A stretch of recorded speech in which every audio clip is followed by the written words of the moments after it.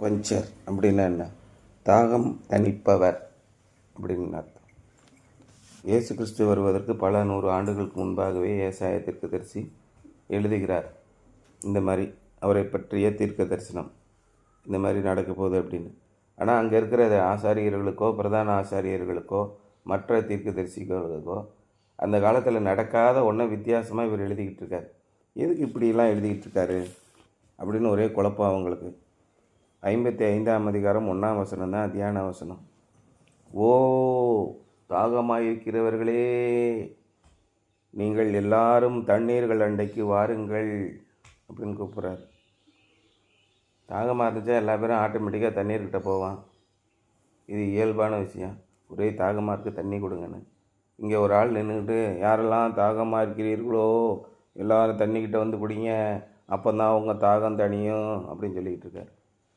யோ போய் அங்கிட்டு தாகமாக இருந்துச்சா அவன் வந்து குடிக்க மாட்டான்? குடிக்கணும்ல, குடிக்கலை அவங்க. பணம் இல்லாதவர்களே, நீங்கள் வந்து வாங்கி சாப்பிடுங்கள். நீங்கள் வந்து பணமும் இன்றி விலையும் இன்றி திராட்சை ரசமும் பாலும் கொள்ளுங்கள் அப்படின்னு சொல்கிறார். ஏன் அப்படி சொல்லியிருக்கார்? அது மாதிரி ஒரு காலம் வரும்னு அவருக்கு முன்னாடியே தெரியும். இன்றைக்கி பஸ்ஸுலேயோ ட்ரெயின்லேயோ ஏரோப்ளேன்லேயோ போகும்போது யார்கிட்டையாவது இலவசமாக தண்ணி வாங்கி குடிச்சிட முடியுமா உங்களால்? சார் கொஞ்சம் தண்ணி கொடுங்க சார், கொஞ்சம் தாகம் அதிகமாக இருக்குது, வேணா போய் வாங்கி குடி, தண்ணியெல்லாம் தர முடியாது. ஏன்னா இப்போ பாட்டிலு 20 ரூபா வந்துருச்சு.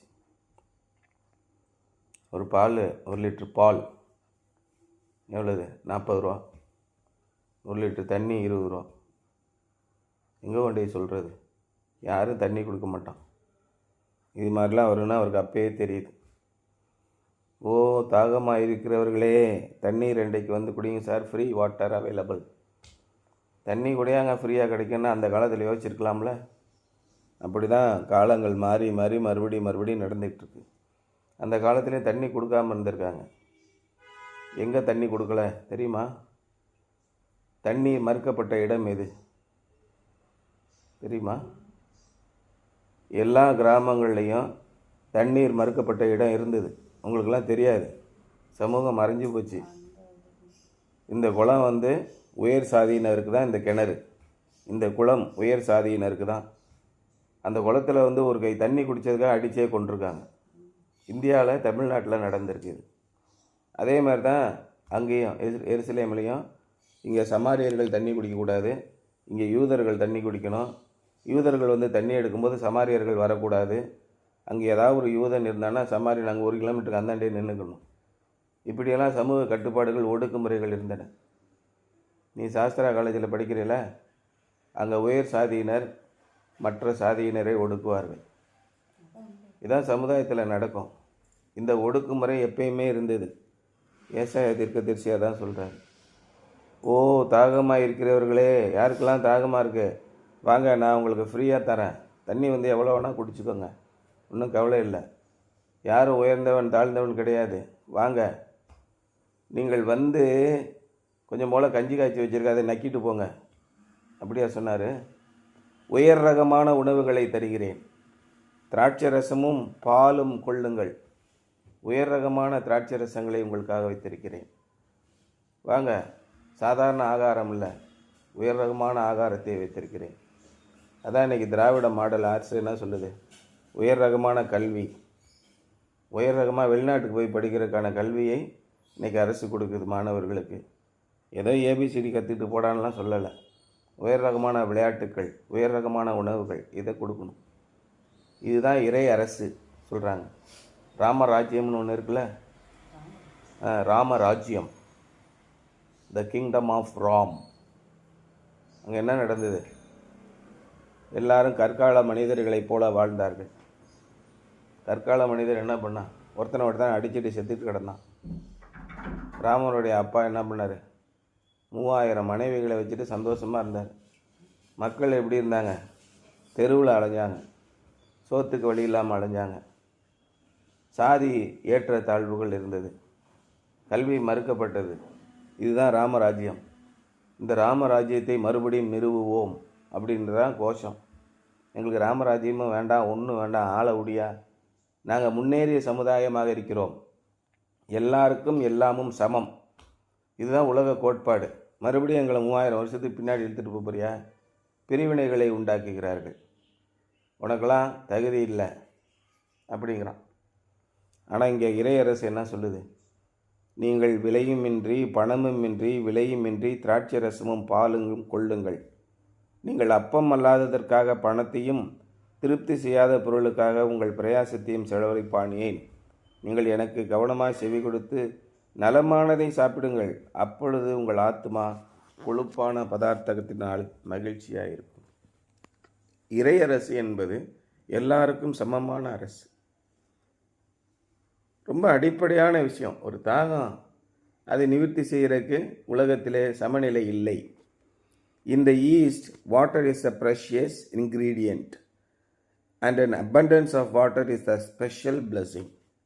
கிழக்கத்திய நாடுகளிலே, எந்த நாடுகள்? இஸ்ரேல், பாலஸ்தீனம், சவுதி அரேபியா, மக்கா, மதினா, இங்கே தானே ஆபிரகாம், மெசபொத்தோமியா, இதுதான் அவருடைய நாடுகள். அங்கே என்ன தண்ணி கிடைக்கவே கிடைக்காது. ஒருத்தனுக்கு கிணறு தோண்டி அவனுக்கு தண்ணி கிடைச்சிருச்சுன்னா அவன் தான் இறைவனால் ஆசீர்வதிக்கப்பட்டவன்னு சொல்லி சொல்லுவாங்க. அப்போ ஆபிரகாம் போய் ஆபிரகாமுடைய ஆட்கள் கிணறு தோன்றாங்க, நிறைய கிணறு தோன்றாங்க, ஒரு கிணறுல நிறைய தண்ணி வருது. அப்படின்னா அன்றைக்கி மகா பெரிய சந்தோஷம், எல்லாரும் ஒரே சந்தோஷமாக ஆட்டமும் பாட்டமும் பெரிய விழா கொண்டாடுவோம். அது மாதிரி தண்ணீர் கிடைத்ததற்கு அரிய ஒரு பொருள். Wine, milk and bread were staples of Middle Eastern diet. திராட்சை ரசமும் பாலும் ரொட்டியும் அவருடைய மிக உயர்ந்த உணவுகள். The people of Judah were living on substitutes that did not nourish them. யூதா மக்கள் எப்படி வாழ்ந்தார்கள் என்றால், அவர்களை நன்றாக பேணி வளர்க்காத, ஊட்டச்சத்து கொடுக்காத, ஏதோ சக்கையும் மண்ணையும் களிமண்ணையும் தின்னுட்டு வாழ்கிறாங்க. என்னத்தையும் வாழ்கிறாங்க, வெந்ததை தின்போம், விதி வந்தால் சாவோம் அப்படின்னு வாழ்ந்துக்கிட்டு இருக்காங்க. They needed the real thing which only the Lord could give. கர்த்தர் மட்டுமே கொடுக்க முடிகிற ஒரு உண்மையான விஷயம் அவர்களுக்கு தேவையாக இருந்தது. In scripture, both water and wine are pictures of Holy Spirit. அப்போ நம்முடைய வேதாகமத்திலே தண்ணீரும் திராட்சை ரசமும் பரிசுத்த ஆவியானவரின் அடையாளமாக இருக்கின்றன. Jesus is the bread of life. நானே ஜீவ அப்பம் அப்படின்னு சொல்லி சொன்னார் இயேசு கிறிஸ்து. And is living word like milk. பேதுரு 2 அதிகாரம் 1 பேதுரு 2 அதிகாரம் 2 வசனத்தில் அவர் என்ன சொல்கிறாருன்னா, அவரே and his living word is like milk. அவருடைய வார்த்தைகள், ஜீவனுள்ள வார்த்தைகள் எப்படி இருக்குன்னா பாலை போல இருக்கின்றன என்று பேதுரு எழுதுகிறார். அதை எடுத்து பாருங்கள். Our Lord probably had Isaiah 52:55 in mind when he said, "Do not work for food that spoils, but for food that endures to eternal life." அழிந்து போகிற உணவுக்காக அல்ல, அப்பத்திற்காக அல்ல, என்றைக்கும் நிலைத்திருக்கிற அப்பத்தையே தேடுங்கள் அப்படின்னு சொல்லி சொல்கிறார். அதை சொல்லும்போது இந்த ஏசாயா 55 அதிகாரத்தை கூட ஒரு சில நேரம் அவர் மனதில் வைத்திருக்கலாம் அப்படின்னு இவர் சொல்கிறார் இந்த இடத்துல. ஏன்னா சாப்பாடு மிகவும் முக்கியமான ஒரு காரியமாக இருக்கிறது. 1 பேதுரு 2 அதிகாரம் 2 வசனத்தில் அவர் என்ன சொல்கிறாருன்னா,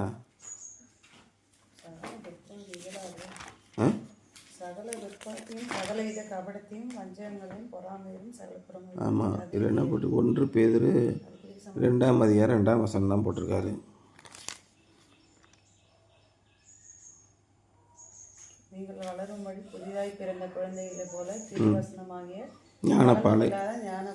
அதுதான், அதை இங்கிலீஷ் பைபிளில் அப்படி இருக்கும், தமிழ் பைபிளில் மாறி இருக்கும். திருவசனமாகிய ஞானப்பாலின் மேல் வாஞ்சியாக இருங்கள் அப்படின்னு சொல்லி சொல்கிறார். அந்த நீங்கள் விலையும் இல்லாமல் பாலும் திராட்சை ரசமும் பாலும் கொள்ளுங்கள் அப்படின்னு சொல்லி சொல்கிறார்ல. பால் அந்த நம்ம வடிவேல் ஜோக்கில் கூட சொல்லுவாங்களே, டீ போடுறாங்கன்னா ஒட்டகப்பாலில் டீ போடுறாங்கன்னா எதில் போட்டுருக்காங்க அப்படின்னு சொல்லுவாங்கள்ல. அதுமாதிரி அவங்க ஏரியாவில் மாடுகளும் ஆடுகளும் ஒட்டகங்களும் ரொம்ப ஜாஸ்தி. People had to work hard to dig wells care for flocks and herds, plant seeds and tend to the vineyard. அந்த காலத்தில் மக்களுக்குரிய மெயினான முக்கிய தொழில் என்ன? ஆடு மேய்க்கிறது, விவசாயம் பண்ணுறது. ஃபேக்ட்ரியில் போய் வேலை பார்க்குறது, கம்ப்யூட்டரில் போய்ட்டு கொடன்னு அடிக்கிறதுலாம் கிடையாது. சாஃப்ட்வேர் இன்ஜினியர்ஸ் ஆப்ரஹாம் அண்ட் கோ அப்படிலாம் கிடையாது.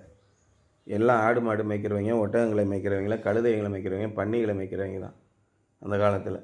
அப்போ அவங்களுக்கு ரொம்ப முக்கியமாக என்ன வேணும்? கிணறு தோண்ட வேண்டும். எங்கே போனாலும் கிணறு தோண்டுவாங்க. herds plant seeds and tend to the vineyards, but the Lord offered to them free everything they were laboring for. ஆனால் இறைவன் என்ன சொன்னார்னா, வாங்க உங்களுக்கு நான் எல்லாவற்றையும் விலையில்லாமல் தருகிறேன் என்று சொன்னார். If they had listened to his word, they would have been inclined to come, for God draws sinners to himself. இறைவன் சொற்படி அவர்கள் நடந்திருந்தால் அவர்கள் இறைவன் பக்கமாக வந்திருப்பார்கள்.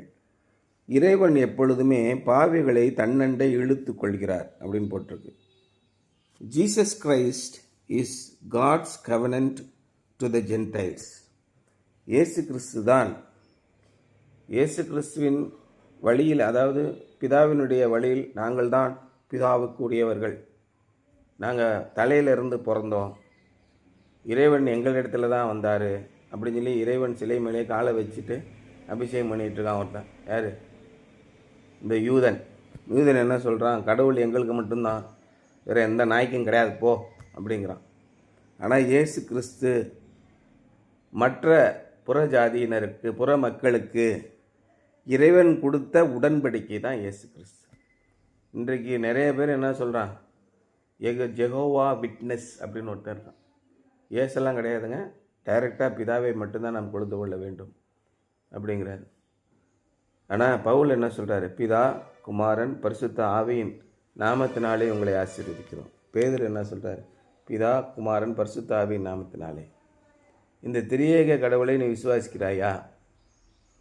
ஞானஸ்நானம் கொடுத்தார்ல ஐயா அந்த வாரம், என்ன சொன்னார்? பிதா, குமாரன், பரிசுத்த ஆவி ஆகிய திரித்துவ கடவுளை நீ விசுவாசிக்கிறாயா? விசுவாசித்தால்தான் நம்பிக்கைக்குள்ளே வர முடியும். நாங்கள் சொன்னதை எவங்க கேட்டான்? அப்படி தானே ஃபஸ்ட்டு வசனம் இருந்துச்சு. 53ஆம் அதிகாரம் முதல் வசனம் என்ன? எங்கள் மூலமாக கேள்விப்பட்டதை விசுவாசித்தவன் யார் அப்படின்னு போட்டிருக்க. நாங்கள் சொன்னதை எவங்க கேட்டான் அப்படின்னு தானே அர்த்தம். இயேசு கிறிஸ்து தான் நமக்கு உடன்படிக்கையாக இருக்கிறார். நாம் எந்த விதத்திலும் இறைவனை தொழுது கொள்வதற்கு தகுதியானவர்கள் அல்ல என்று நம்மை ஒதுக்கி வைத்திருந்தார்கள். நம்மளாம் சட்டை போடக்கூடாதுன்னு ஒதுக்கி வச்சுருந்தான். நம்மளாம் கல்வி கற்கக்கூடாதுன்னு ஒதுக்கி வச்சுருந்தான். உங்கள் பூட்டங்காலத்தில் ஒரு 80 ஆண்டுகளுக்கு முன்பாக நீங்கள் கல்வி கற்பதற்கோ, இந்த மாதிரி புஸ்தகங்களை படிப்பதற்கோ, நாகரிக உடை அணிந்து கொள்வதற்கோ, உணவு அருந்துவதற்கோ, பொது இடங்களில் உணவு அருந்துவதற்கோ உங்களுக்கு தகுதி கிடையாது. இதான் வச்சுருந்தான் சமூக கட்டுப்பாடு. இப்போ திரும்ப என்னாச்சு? கிறிஸ்தவ மிஷினரிகள் வந்தாங்க. எல்லா மனிதர்களும் உண்டு தான். உங்களுக்கு கல்வி உண்டு, மருத்துவம் உண்டு, நவநாகரிக உடை அணிவதற்கு வாய்ப்புகள் உண்டு, நீங்கள் பிடித்த தொழிலை செய்யலாம். எல்லா மனிதர்களும் இறைவனுடைய சமூகத்திலே சமம். இதை கற்றுக் கொடுத்தவர் இயேசு கிறிஸ்து. அந்த காலத்தில் சாதிய கோட்பாடுகள், கடுமைகள் இருந்தன. யூதன் மட்டும்தான் உயர்ந்தவன், மற்ற எல்லாம் தாழ்ந்தவர்கள். கானானியர்கள் தாழ்ந்தவர்கள், எபூசியர் எல்லாம் ஜாதி. அவையிலே என்ன பண்ணியிருந்தான்? சமாரியர்னு ஒதுக்கி வச்சுருந்தான். ஊரை விட்டு ஒதுக்குற கொடுமைகள் ஒரு 30 ஆண்டுகளுக்கு முன்னாடி வரைக்கும் நடந்தது. இப்போ உங்களுக்கெல்லாம் அவ்வளோ தெரியவே வாய்ப்பு இல்லை. அப்படின்னா என்னான்னு நீங்கள் கேட்பீங்க. ஆனால் ஒருத்தர் ஒரு சாதிக்கு விரோதமாக ஏதாவது நடந்துட்டான்னா ஊரை விட்டு ஒதுக்கி வச்சுருவாங்க.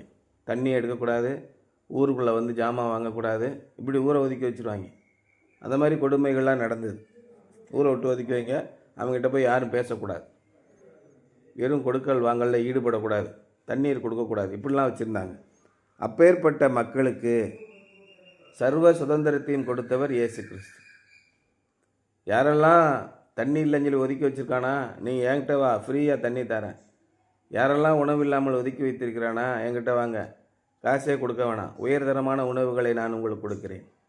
இதான் இறைவன் நமக்கு கொடுக்கிற வாக்கு தத்தம். உங்களுக்கு என்ன குறைபாடு இந்த உலகத்தில் இருக்கிறது? இந்த உலகத்தில் இருக்கிற மக்கள் உங்களை ஒடுக்குகிறார்களா, வெறுக்கிறார்களா? நீங்கள் யார்கிட்ட போகணும்? இறைவனிடத்திலே போங்கள். அதான் அவர் சொல்கிறார். முன்னாடியே அவர்கள் இறைவனிடத்திலே போயிருந்தால் அவர்கள் குறைவில்லாதவர்களாக இருந்திருப்பார்கள் அப்படின்னு சொல்கிறார். And his promises will stand as long as his son lives, which is forever. இறைவனுடைய வாக்குத்தத்தங்கள் அவருடைய மகன் குமாரன் உயிரோடு இருக்கும் காலம் வரைக்கும் இருக்கும், அதாவது என்றென்றைக்கும் நிற்கும். ஆகவே நம்முடைய விசுவாசம், நம்முடைய நம்பிக்கை எல்லாம் இறைவன் மீது வைத்து தொடர்ந்து கடுமையான முயற்சிகள் இருந்தால் இறைவன் நிச்சயமாக உங்களை ஆசீர்வதிக்கவே ஆசீர்வதிப்பார். அவர் உங்களது தாகத்தை தீர்ப்பார், உங்களுடைய ஏக்கத்தை தீர்ப்பார் என்பது தான் இன்றைய சிந்தனை. Something to Pander. How does intense thirst affect your mood and productivity? கடுமையான தாகம் இருக்கிறது உங்களுக்கு. நீங்கள் எதையாவது சிந்திக்க முடியுமா? எதையாவது முயற்சி எடுக்க முடியுமா? முதல்ல தண்ணி குடியா, அப்புறம் ஏதாவது பார்க்கலாம். ஒரே டயர்டாக இருக்குது, எந்த சிந்தனையும் ஓடாது. ஆகவே இறைவன் உங்களை சிந்திக்கிற மனிதர்களாக, திங்கிங் மேன் இல்லை மேன் திங்கிங், மனித சிந்தனை உள்ள மனிதர்களாக மாற்றுவதற்கு உங்களுக்கு சகலவிதமான ஆகாரத்தையும் கொடுக்க வல்லமையுள்ளவராக இருக்கிறார். How might this be true in a spiritual sense as well? இது ஆவிக்குரிய ஒரு அர்த்தத்திலும் எப்படி பொருந்தும் என்பதை யோசித்து பாருங்கள். நமக்கு சகல ஆசீர்வாதத்தையும் கொடுத்திருந்தால்தான் நாம் தேவனை உச்சகட்டமாக போற்ற முடியும். நாம் ஏற்கனவே வறுமையிலும் பாடுகளிலும் இருந்து கொண்டே இருந்தால், எந்த விதமான ஆசீர்வாதத்தையும் பெறாமல் இருந்தால் நாம் இறைவனை எப்படி போற்ற முடியும்? ஆகவே இறைவன் உங்களுக்கு சகல ஆசீர்வாதங்களையும் எந்தவித செலவும் இல்லாமல் கொடுக்க வல்லமையுள்ளவராக இருக்கிறார், தயாராக இருக்கிறார்.